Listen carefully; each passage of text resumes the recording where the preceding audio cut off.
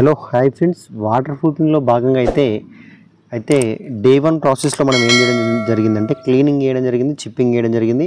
అదేవిధంగా 4 stock brush band ఆర్విక్స్ కెమికల్స్తో మనం ఈ 5x5 గల వాష్ ఏరియాకు పూర్తిగా పెయింటింగ్ మాదిరిగా మనం రుద్దడం జరిగింది. అంటే ఈ ఫ్లోరింగ్ మొత్తం క్లీన్ చేయడం జరిగింది. అదేవిధంగా వాల్ వచ్చేసి మీరు దాదాపు చూసినట్టయితే ఒక 6 నుంచి 8 ఇంచుల వరకు అయితే ఈ వాల్ పూర్తిగా మనం కటింగ్ పెట్టుకోవడం జరిగింది. ఓకే, ఇక్కడ చూసినట్టయితే ఈ వాల్ కూడా మనకు పూర్తి గల్త మాదిరిగా కొట్టుకొని ఈ బ్రష్ బ్యాండ్ ఆర్ఎఫ్ఎక్స్ కెమికల్స్ తోటి లిక్విడ్ మరియు ఫోటోతో అయితే డే 1 ప్రాసెస్లో అయితే ఈ విధంగా ఈ లిక్విడ్ అనేది ఈ ఫ్లోరింగ్ పై అప్లై చేయాల్సి ఉంటుంది అనమాట.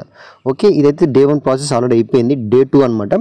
నెక్స్ట్ ఏంటంటే మనము ఈ ఇసుక కూడా చల్లుకోవాలి ఫ్రెండ్స్. ఇది మనకి ఎప్పుడైతే ఈ పెయింటింగ్ మాదిరిగా దీనిపై ఎప్పుడైతే మనం ఈ కెమికల్ అనేది అప్లై చేస్తామో మళ్ళీ నెక్స్ట్ డే ఏదైతే వాటర్ ప్రూఫ్ చేయాలనుకుంటామో మళ్ళీ మనం చేసే ప్రాసెస్ ఏదైతే ఉంటుందో మళ్ళీ ఈ వాటర్ ప్రూఫ్ అనేది పూర్తిగా మ్యాట్ లాగా అయిపోతుంది. కాబట్టి నెక్స్ట్ ప్రాసెస్ ఏదైతే చేస్తామో దానికి ఒక గ్రిప్ మాదిరిగా ఉండాలి. కాబట్టి ఇసుక అనేది లైట్గా పల్చగా చల్లుకుంటే సరిపోతుంది అనమాట.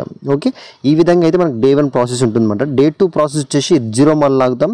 అదేవిధంగా వాటర్ ప్రూఫింగ్ చేస్తాం.